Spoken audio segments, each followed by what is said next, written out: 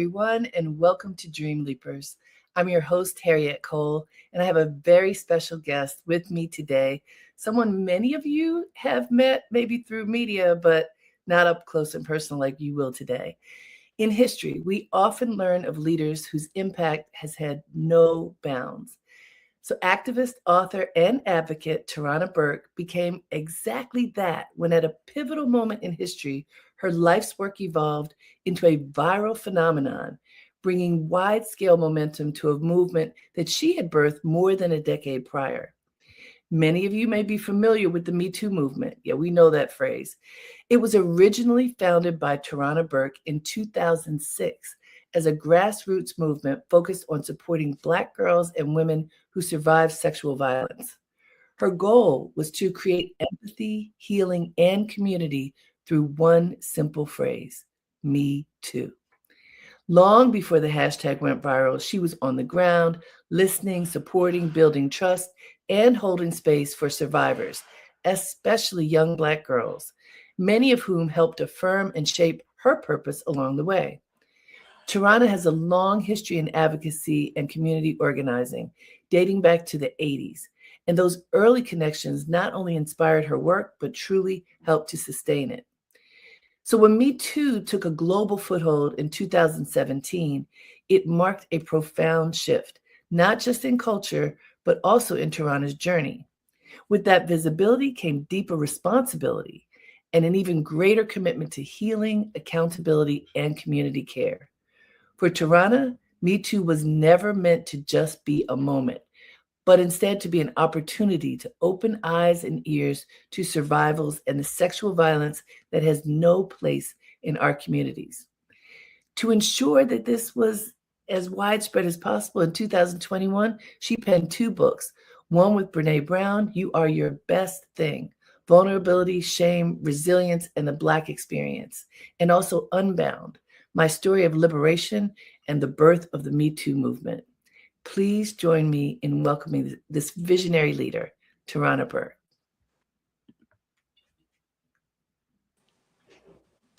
Hi. Hello, welcome. How are you? So good. So the last time I saw you, we were all dressed up. We were at the Yes. gala for Susan Taylor's 20th anniversary of Mentoring Cares movement, and that's all about the children and the Yes. future.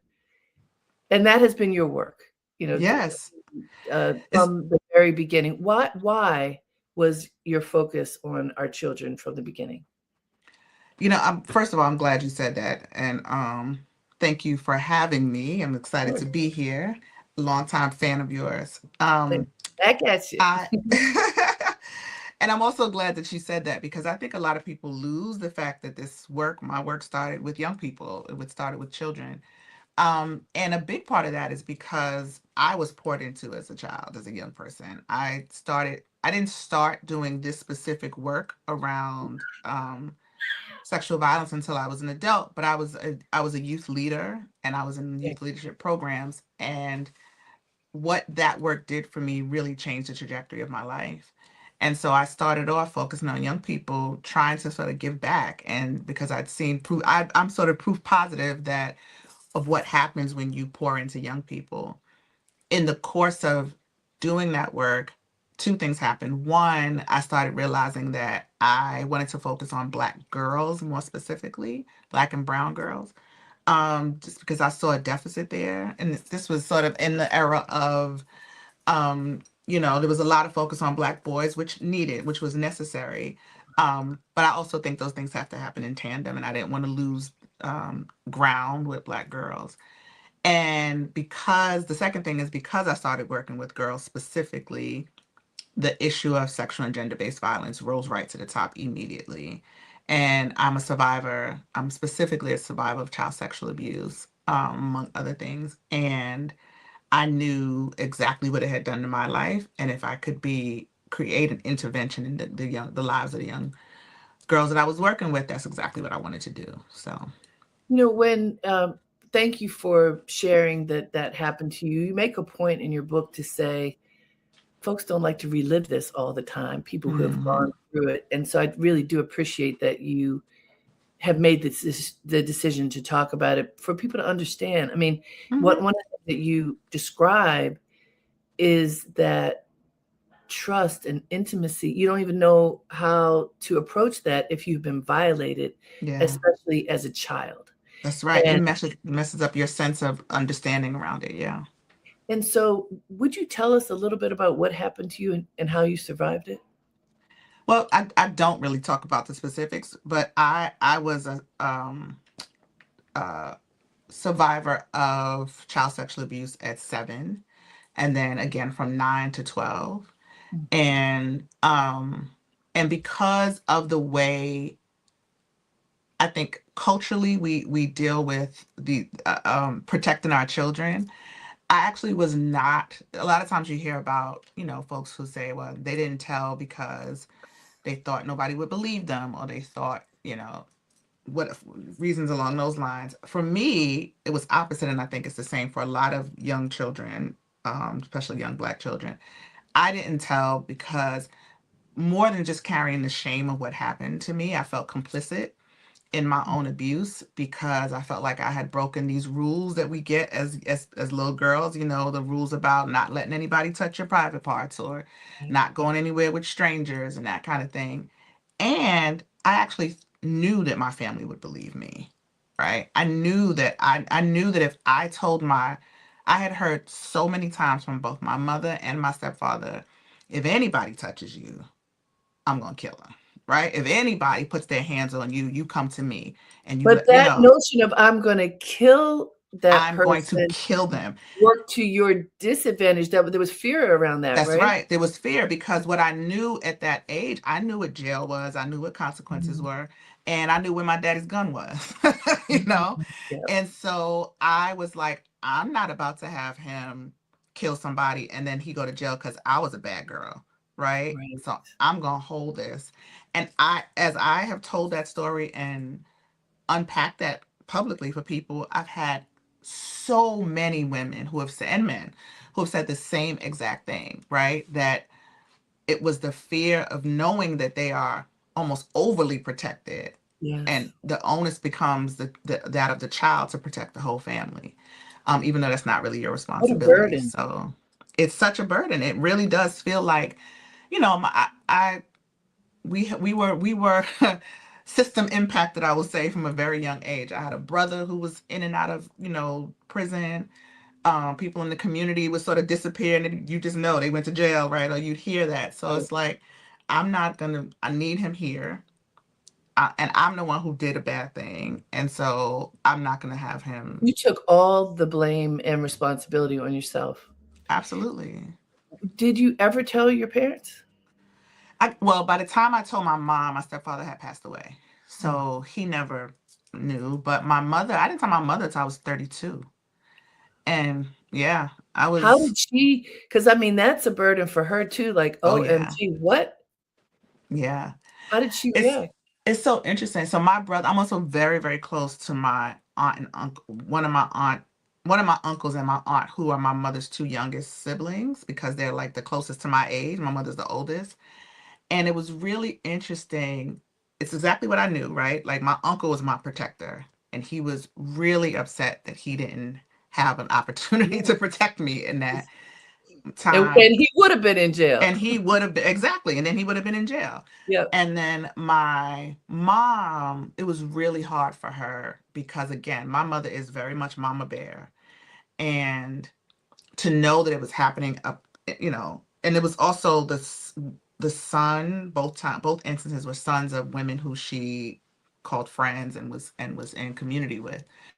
And so yeah, it was tough. It was really tough. It was a lot for her to hold on to. And I think it also brings up all of the memories that the like, I'm Gen X, but my mom, my aunt, and them, they are older. They come from a generation where you absolutely didn't talk about it under any circumstances, right? And so I think for other folks in my family, it brought up, like the whatever things they were holding.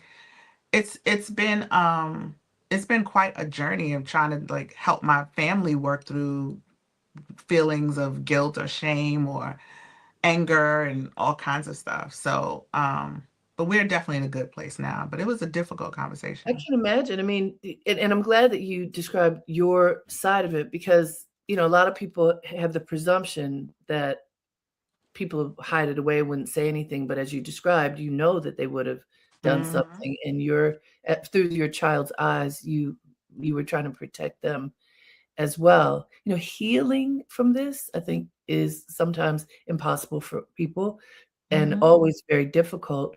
Part of your healing has come, as you've described, through your work, through the Hmm. give back through the effort to protect others, to make it possible for young people to not have the same experience. It reminds me, and I've heard you speak about this, of Maya Angelou, Hmm. who had a very similar experience and wrote about Yeah. it, and I Know Why the Cage Bird Sings, and just, I mean, it silenced her. Yeah, She didn't literally. speak. She literally Right. didn't speak for years, right? Um, Mhm. Oprah Winfrey talks about, I mean, there's so many people. Yeah. Whatever your station in life, you may not be protected enough. But Mhm. as I was listening to you talk about Maya Angelou, and I'm wondering also for yourself in healing, getting to the point where, like, you're married, you have a family. Somehow you've been able to heal enough to, like Maya, to have a voice. You have Mhm. a voice, you have this advocacy work, but you also have a healthy family life. Yeah, it took a long time. In all honesty, it has been my personal journey is not unlike most people. I think that sometimes because of the visibility and the work, people think I have survivors say to me all the time, "Oh, I can't wait to get where you are," or "I can't Mm, wait to be healed." And I'm like, "Oh, I'm first of all, I'm healing. yeah, This is an active process." ongoing, right? Mhm. That's why I talk all the time about my current fears, right? I'm like, I lived most of my life afraid of the dark. Mm, I have particular anxieties that have come out of that I have learned to manage, and I have all of these tools now because I've been working really intentionally to help me manage, help me live through, but it doesn't the trauma doesn't go anywhere. Right? It really doesn't. And I think people think healing is erasing it, and it's just not. It is understanding how it becomes a part of you. This is who I am now. I don't know, and I probably will never know who I would have been and who I was mhm, supposed to be. But the journey to loving me as I am now, and accepting me as I am now with all of the things that trauma left me, has been a very long and continuous journey, right? Um and like my husband, I met him when I was a teenager. We I was 16 when I met. We lived in the same area, and he's one of the first people that I told what happened to me, because we were mhm, friends and used to talk a lot. And in the course of, I don't even remember why, but I ended up telling him, and then never talking about it again. And he would ask, like, you told me this thing, like, he would be like, "You don't want to talk about it?" And I'm like, When "No." you were It's young kind of when you were young, you when I told was him? young. Yeah, I told him. I had to tell him probably when I was like 17 or 18. Oh, wow. And I remember, I can almost remember us like sitting outside, leaning on the car, because we used to sit outside, in New York, sitting outside on the car, talking one night, deep, well into the night, and he was asking me about something else, and I ended up talking about this, and it was such a shock to both of us, even to me, because I never talked about it, not to Sure. any of my best friends or anything. Um, and we had a really good talk. I had a really good cry and all the rest of that. And then when he tried to bring it up again, I was kind of like, nah, that's not. Mm. That was a one-time thing, That was a at one least time thing, right? back then. But it was about safety and how I Sure. felt safe in that with that person and at that time, and I needed to release it. But it's a journey. It took me then I and that was it. Wow. Over time, I have learned to talk about it, to be expressive. But there's some parts of my story I can talk about what happened to me as a child all the time. things happen to me as an adult I very rarely talk about, Mhm. and I think some of it is about, you know, I talk about our stories being a gift, and it confuses people sometimes, but the trauma obviously is not the gift. The No. trauma is, it is what it is. But what you have after that, my story is my own gift. It is because it has lifted me. I should say it can be a gift. I shouldn't say it. Depending on how you operate afterwards. It has, for me, taken me through a whole life journey that I would have never had. And from this is me again, this is how I think about it. I can't go any lower than where this thing has taken me. And so the gift of it is that it can only propel me higher, right? It can only take me and keep lifting me higher and higher. And I can only keep reaching forward to remind me of what I can get over and what I can get through. And so that's the gift in it for me. And I encourage other survivors to try to find a way to let your story be a gift and not a Beautiful. curse. Hey guys, this is Dream Leapers with Harriette Cole. We are talking with Tarana Burke, who is the founder of the Me Too movement, and she's taking us into her experience and her story, and how she's found joy in the midst of everything, which I appreciate so much. You're sharing that. Tarana, a year ago, my mother passed away. She was 95 Mm, years old, so she had an bless her. incredible life. Mm, And I have another Dream Leapers broadcast called Inspiration that I started during the pandemic. And in honor mm, of her, in the week of her passing, I focused on choosing joy mm, because that was how she lived. No matter what happened, she found a way to choose joy. It didn't mean that she wasn't fierce when it was necessary, of that she course, all yeah. the things. And I thought about her as I was doing research about you, Mm, because you talk about that. You talk about joy, mhm. you talk about happiness, you talk about claiming it Yeah, no matter what. no matter And what. as you just described, you don't even want to know if there are worse, lower depths because you've had low That's enough. No right. need to go That's lower. right. No need to even That's right. contemplate lower. But there's so many people who are stuck, paralyzed Yeah. emotionally, who cannot access the joy because of these awful things that have Mhm. happened that make them fear the dark, that make them fear walking out of their house, that make them Yeah. fear being able to find love, to even know what love is Yeah. because of a lack of trust. As you have traveled the country and worked with so many young Black girls in particular, when you see that dim light because there's Mhm. that fear, what have you been able to do to help lift the veil? Some of it is, particularly in this moment in time, in this generation, there is a mis, I don't know what the right word is, but incorrect notion that what healing looks like, or even what joy looks like, it's so prescribed, right? It's prescribed by what television tells you, or social media tells you, or these curated lives of people who we don't know tells you. Right. Yeah, and so I try to tell people that, because we also talk in platitudes sometimes, like access your joy and joy, Yeah, yeah. walk in, and you tell people that. And I know for me, I remember when the whole, when Ayanla was really big, and it was like, write an affirmation and put it on your mirror and tell yourself every day. And I would do that and I wouldn't believe it. Mm. I'd put a sticky note that says, "You are beautiful." And I'd look at that sticky note and I'd look in the mirror and I'd say, "This is a lie." This is just, I just don't. Well, because I would have to go out into a world that told me different, and then come back and by myself fight that.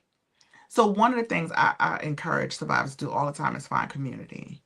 Like, healing does not happen in isolation. It's almost impossible. And you have to find community that helps validate these affirmations, these feelings, and what joy can look like. Because I think what they do, especially for Black girls, and this is very specifically for us, Mhm. that we get told all the time the things that we could be tapping into for joy are not joyful. They're shameful, right? Mm. And everything from being loud, right? the idea of Black girls being loud, and we laugh loud, we talk loud, we move in big ways, we dress in big, so much of what the society tells us is that's not really, there should be shame in that and not joy. And so I'm like, we got to find ways to have to claim every little bit, like like it says, count it all joy, count it, you have to count every little bit. So when you belly laugh with your girlfriend to the point where you cry in tears, you got to hold on to that and let yourself fully experience it. No shame, no, you know what I mean? These are the things I try to encourage Black girls to be. There's so much joy in Blackness, right? It's just in our existence.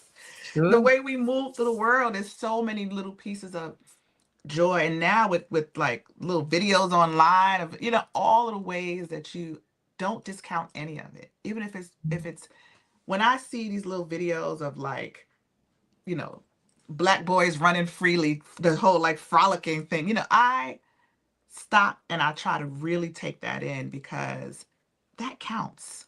That's my Sure. bit of joy. And I think, I have another piece of work that I do with men around something I call scalable courage. Hmm. But I do think it is applies across the board. When there's something that's really big for you to take on, like, you know, misogyny. But That's that's it. for men, right? But even for us, like fear, our general fears. When we try to attack it all at one time and emulate somebody who we think has done it right, we are trying to summon up an amount of courage that we haven't really tapped into yet. And so sometimes you gotta kind of scale your courage. Start where you are and be courageous in whatever way you need to be. And then you scale that up slowly, right? Because that bit of courage allows you to do the next thing and the next thing and the next thing. And I feel like it's similar it's similar in joy, right? And you count these little bits of things and then you start seeing it everywhere, right? You start And feeling you it know and what? figuring it out. You mentioned Iyanla, and I've interviewed her a few times, Mhm. and I so agree with you. The affirmation by itself isn't enough. I think she was trying to create community for folks when they didn't For have sure. community. But Yes. you know And she what? did. She did. But in talking to her, I mean, the amount of tragedy that she has experienced Hmm. and losing her children Yeah. and Yeah. still somehow being able to access joy, Yeah. it's pretty remarkable. I mean, It is. listening because I talked to her in the space of grief when she was in Hmm. the space of grief, Yeah. and somehow she was able to find her way above water, you know? But I would say part of the reason why she has done that is because she has built what I call a toolbox over Absolutely. years. Like Yeah, if anybody, right? If any of us, she has built and helped so many others it's find true. these tools and hold. I reference, listen, Value in the Valley got us through. It got us through sometimes. And I still have mine and it opens up, it's literally cracked and opens up to this page that I used to reference so much that it's just stuck there. Yeah, So those are my tools though. I yeah. pulled my tools from everywhere. And So I and would and thank imagine that she has goodness that. and thank goodness, when somebody is, walking the talk, that she has used her own lessons Hmm. to help her through, which is something. That's I wanna incredible. turn to 2017. So that was, this is at a point though you are younger than me, you are way before the internet was everything. Yes. So when you started Me Too, the internet wasn't everything. It was No. becoming. Yeah.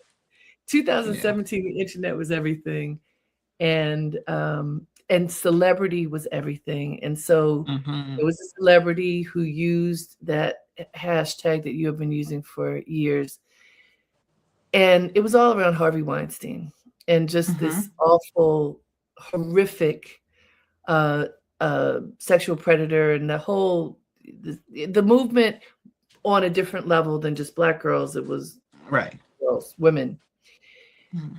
and ultimately, tremendous things did happen. I'm very curious, though, about you, and when it was almost like it was co-opted at first. How did you deal with that?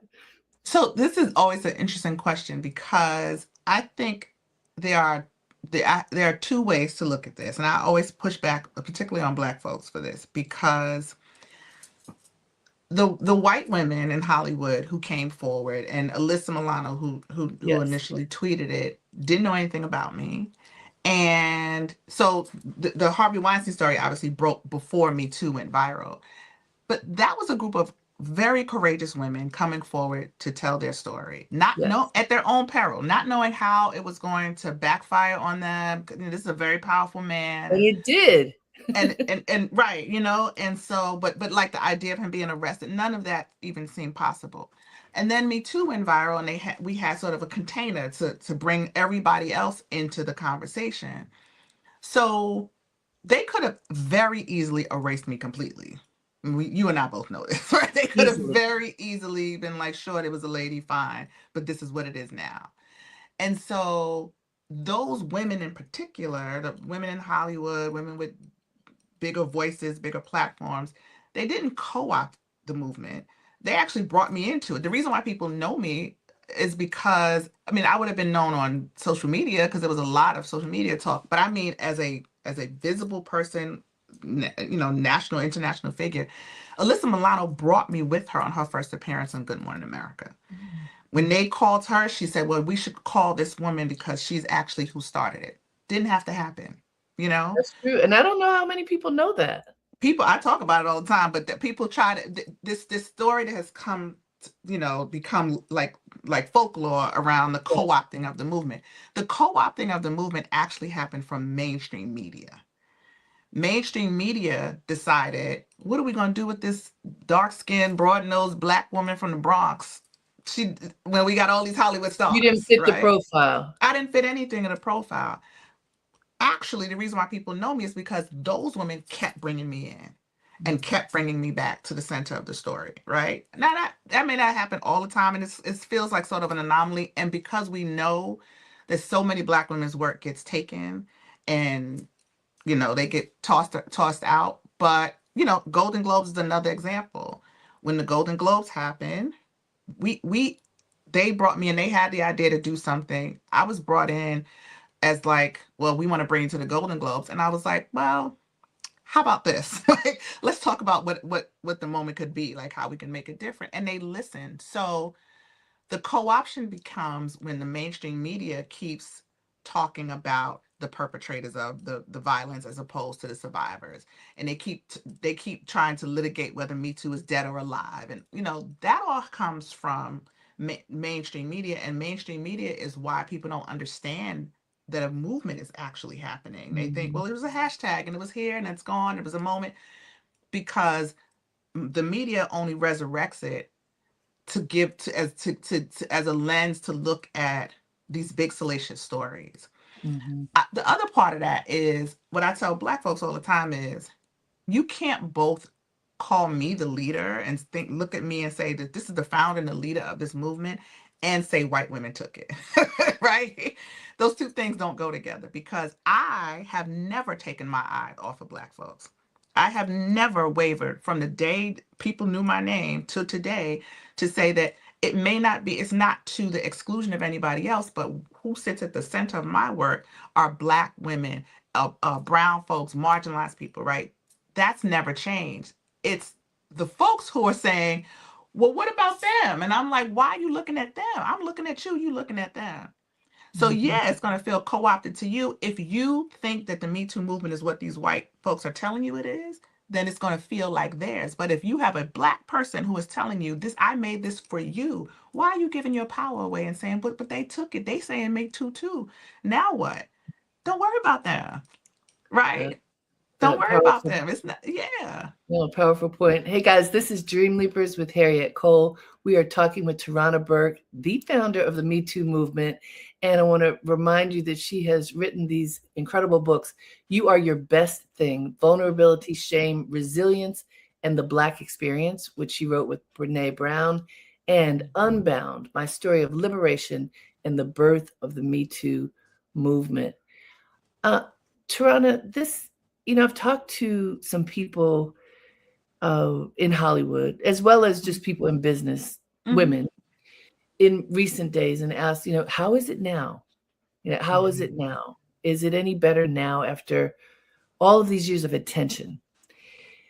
And invariably, I hear, you Mhm. know, So, uh, like the perpetrators of the crimes continue to commit the crimes. mhm. Um, yes, there is more awareness, but the bad people still do bad stuff. Yeah.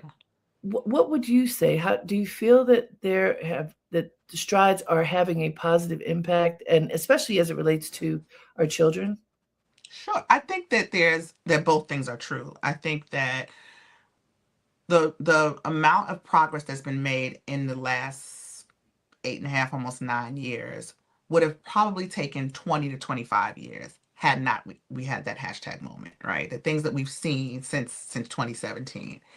And a singular movement or hashtag or whatever is not going to erase hundreds and hundreds and hundreds back to biblical times, right? Right. Of sexual and gender-based violence. This country in particular was built on the backs of Black women who were survived, and some didn't survive, sexual and gender-based violence. Patriarchy and misogyny is deeply embedded into the fabric of America and also the world. And so while we've seen progress, there's so much more work to do. And we've also seen tremendous backlash, right? Because trying to undo something one of the most naive moments I had was I remember when people said, well, the people are gonna stand for this. There's gonna be so much backlash. And I was like, why would there be backlash? Like in the early days, I'm like, I don't this is what is there to fight against saying don't rape folks, right? Or ask for permission. What Very naive. But what I know is that is because you're trying to undo and take away this sense of entitlement that has been privilege that have been enjoyed by so many, particularly men of power, for so long. So you're gonna get pushed back and say, why can't we? Why do I have to ask permission? Why do I have to behave and hold myself to a particular standard? I'm a man. I'm a white man, or I'm a man in power. Whatever the thing is. So I think when there are moments that the pendulum swung back and people were like, oh, we don't have to do that Me Too stuff anymore. We can go back to being like what we were. The difference is, particularly with younger people and newer generations, you now have a generation of young people who grew up post Me That's Too hashtag, right? Kids I meet now who were 10 or 12 or 15 in 2017 are now in college, post college. They are not going to stand for living in a world that is the same, that feels the same, looks the same, and operates the same. And so you've seen all of the things that Me Too gave birth to. mhm. Um, and I think we'll continue to see that happening. And will be, the first 10 years is going to show you what's possible. The next 20 years is going to show you what they do with the possibilities that were birthed from that, and create all of these sort of new realities and new social standards that we live by. And that's why we have a movement to keep pushing that and pushing that. So we are in a space of anti DEI. I mean, Oof. at the recent State of the Union address, from the floor, it was said with glee, "We kill DEI," and people stood up and cheered. And I Unbelievable. mean, the impact of anti DEI certainly is definitely impacted my business. It's Me too. year one, there were more than 300,000 Black women who had lost their jobs. My Mm. understanding is that at this stage, it's more like 600,000 Yeah. and counting. And that's just people who had jobs. Forget about businesses and all the things. Hmm. What does anti DEI mean for the movement, for your work, and being able to get support Hmm. for the work? What has it meant for you? Well, it's been devastating for sure. It has been, there was already very little support for the work to what we call the survivor justice movement, right? There's been very little support Even after Me Too went viral, philanthropy and high net worth individuals, there was not a response that was similar to, say, like after Black Lives Matter or things like that.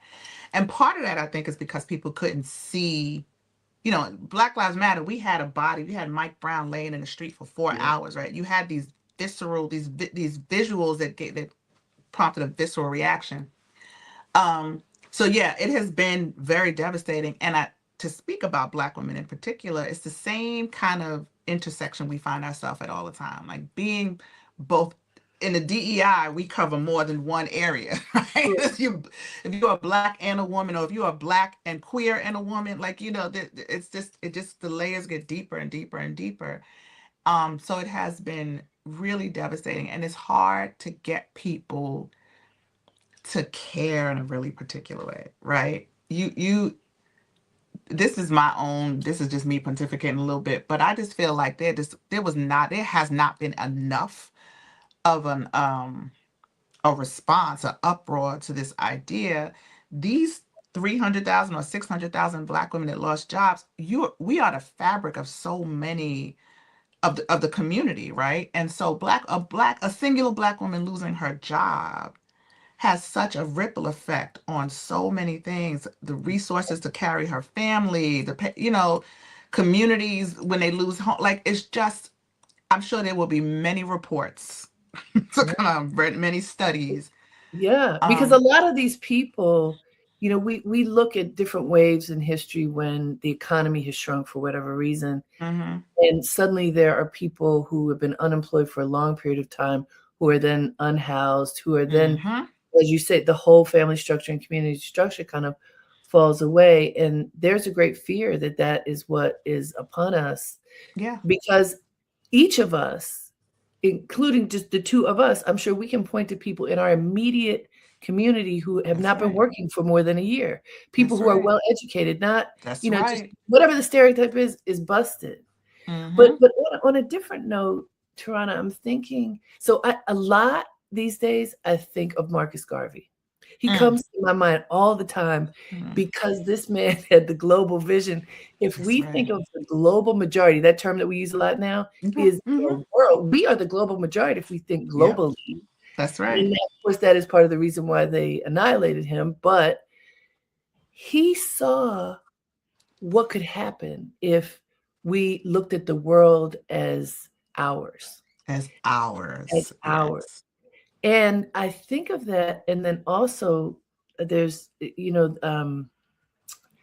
Eve Ensler, V, she calls herself Mhm, now, mhm, Vagina mhm, Monologue. I sat with her and the person from the Congo who won the Nobel Prize, Peace Prize, because of making I think it's called the City of Hope. Anyway, it's mhm. a Dr. McQuagge. yes. And Mhm, in listening to so the contrast, all mhm, over the world, this thing that we're talking about happens to young Black girls. And mhm. in Congo, what was described was that because they want those natural resources to make cell phones and such, they bring in mercenaries to rape the children and babies. And then because of the social mores, the They're families ostracized. shun the people who That's were right. raped. They didn't do anything wrong. Yeah, And then the whole community leaves, and then they get to have those natural resources. So two things are happening. This awful thing is happening all over the yeah, world, yeah. and there's a chance for us to create a sense of global unity to turn things around. Listen, that is exactly, so now we're getting into the work we do. Yes, in yes. in in in Me Too International, we take the international part very seriously. And that is this vision that I had when after Me Too went viral, I had folks from around the world reaching out either saying we want to bring Me Too to where we are, or we're doing this work already. Can we be a part of the movement? And so we took, and we is Danny Ayers is the co-founder of the organization, and she's the current CEO. We really sat with, how can we build an intentional global community around this work? And so in 2024, we spent 4 years really doing doing the work to build it. In 2024, we formally launched the Me Too Global Network. It is Excellent. more than 100 organizations. Right now, we're focused in the Global South. We are literally about to launch our North American hub.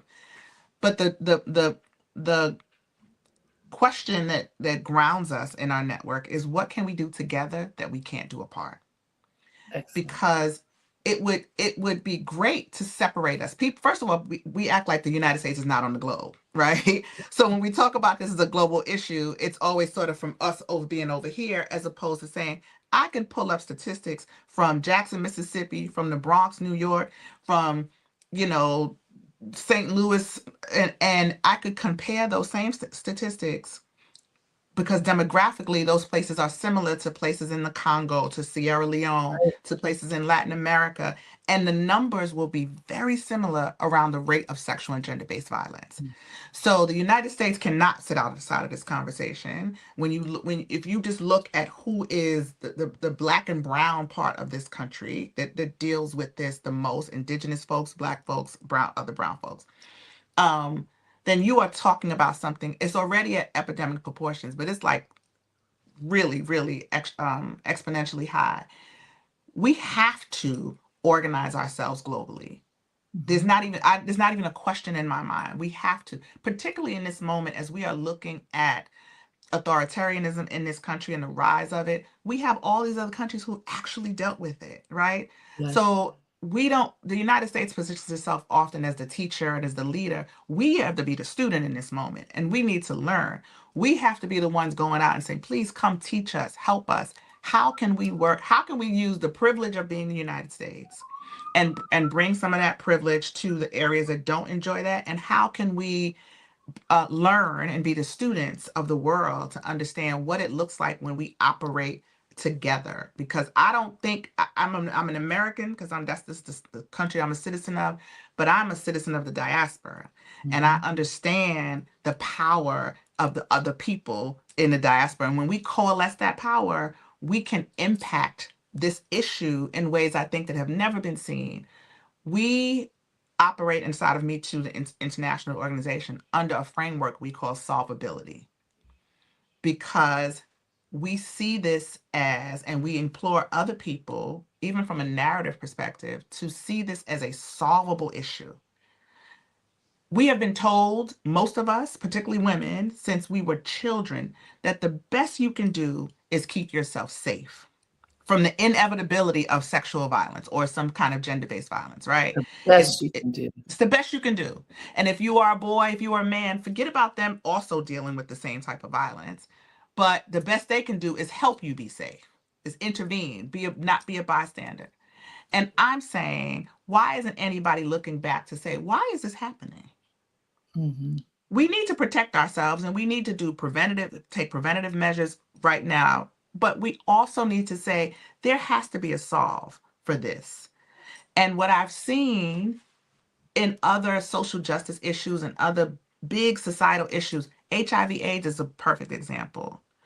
It was the stigma of all stigmas, right? It was the thing that you couldn't talk about, you couldn't think about it from a social perspective. And the folks who organized around that started saying, wait, we can get to zero. We can eliminate this. We can get to zero. All of a sudden, people started hearing it differently, started thinking about it differently, started engaging with it differently. If we tell little children, this is a solvable issue, you do not have to live in a world that there's an inevitability of this violence happening. Forget about little children. If we tell people that, and Mhm. there's power in how we speak about a thing. Solutions exist. And this is not, I'm not talking about pie in the sky. I'm talking about real facts, data. There are cities in Uganda that did a 3-year study around intimate partner violence where they reduced it by 50%. Fantastic. I mean, there's so many stories about what's working. I love the notion of solvability because, as I mentioned earlier, I mean, I know people who say, "Forget about it. It's worse than it was before," and you're saying, Hmm. it's not," No. and even more, that it is solvable. I wanna remind folks, this is Dream Leapers with Harriette Cole. We have 5 minutes left. Can you believe it? Oh We're my here gosh, that went talking. I fast. know, I told you it goes by fast. We're here talking with Tarana Burke and, getting very serious about something that is important for all of us to face and to figure out a way forward. Uh, Tarana, how can people help you? Well, I'll tell you really quickly. The first way, just sort of generally, is I need people to do their own homework and do their own research. When you hear people say Me Too is dead, you say, well, Me Too is a movement, right? And movements only die if we kill them. Mm, So it's not dead. Come to our website, visit our social media. It's Me Too MVMT, and keep up with what the work that's going on. We see ourselves as a container for the movement. So we work in tandem with a lot of different organizations all across the world to keep amplifying this work and really create this solvability framework so we see solutions. That's a really big way people can help. It's the power of the tongue is really important. Don't let when you hear people talking about, so that Me Too, they don't like black men, or they only go after, what is it's a witch hunt. No, all of those things are wrong. This is a movement about healing and action. We want to make sure that survivors have the resources they need to heal fully and come back to themselves as whole people. And we want to make sure that we are taking action to find the solutions to eradicate sexual and gender-based violence. that's beautiful. That's it. But by the way, Tarana, you mentioned men, and I just want to say I've Mm-hmm. interviewed a number of men, Black men, Mm-hmm. who are victims of sexual violence. 100%. In part, women who, like one man in particular, three women, Mm. teenagers, when he was a teenager, Mm. basically gang raped him, and he was so embarrassed because he's a man. He should be Right. able Right. to prevent that, and it took him many years to say it because he was embarrassed. Typically, that's what happens if it has happened to a Yep. man. He believes he should have been able to get out of it. Yeah. And I've talked to mothers of teenage boys who Yeah. have said, in this Me Too movement, please remember the The men, boy. because they feel completely isolated because people aren't talking to them. I think the biggest challenge and also the biggest mistake that was made early on is to frame this as a women's movement. It is a survivors movement. And Mhm. that's why when people ask me about, well, what's the role of men in the Me Too movement? My answer is always unequivocally the very first role of men is as survivors. Before Mm. we tell them what to do to change and how to shift their behavior and all the rest of that, we have to acknowledge men as survivors. That's their first role in this movement. Then collectively, if every single man stopped raping tomorrow, we still have rape in this world. Mm. Right? So it's just not about men stopping their behavior. Patriarchy and misogyny is what undergirds this, and all of us participate in that. That's not just men. Now, women are largely the survivors of this, but we only know that because we have the space. We have way more space to come forward than men do. So this is an issue that is quite universal. However you identify on a gender spectrum, sexual violence doesn't discriminate, and so we should absolutely keep that at the center of our thinking about this work and about the movement. Okay, this is the question I'm sure you've been asked before, but I would be remiss if I didn't ask you. Might you ever run for political office? No. I can answer that one fast. Remember what you said about my potty mouth? Well, remember, Joe Biden used to curse all the time when he was standing next Yes, to Barack but it's Obama. it's it's more than that. I think everybody has a role to play, and I feel like my role is to be on the outside of these and pushing these systems to operate better, right? I think that I want to be a part of. I support the political process. In fact, some of the work that we're doing is building a constituency of survivors so that we can be a voting bloc. So I believe in the process and I believe in the power in it. I just don't think I'm the person. There's too many restrictions once you get inside of politics, That's right? true. So, Okay, now I have 1.5 minutes, but you have okay. to tell us about the project in my hometown of Baltimore that you are part of, this Oh, wonderful art collective. yes. Tell me Oh, well, really let me fast. just tell you, Lalabella is the name of the project. It's a group of folks who are mostly from New York, but some who are in Baltimore, and other parts of the country. Baltimore is so deliciously Black, and it's just so ripe and ready for beautiful Black cultural things. We have bought a building, and we're building a cultural space, a community cultural space there called Lalabella. So I'll come back one day and tell you all about Good, that. good, because I want to know. It's very joyful and it's for the Yes. community. And Yes. I love hearing great things happening in my hometown. Thank you, Tarana, for Thank you. all of the work that you do and for sharing it with us here on Dream Leapers. We appreciate you. Thank you. Thank you so much. And thank you to all of you for tuning in. I hope that you learned as much as I did. It was really very important to listen to Tarana Burke and talk to her, and know, don't let your dreams be dashed even when bad things happen. Stand up and do something about them. Until next time, have a great day and make it count.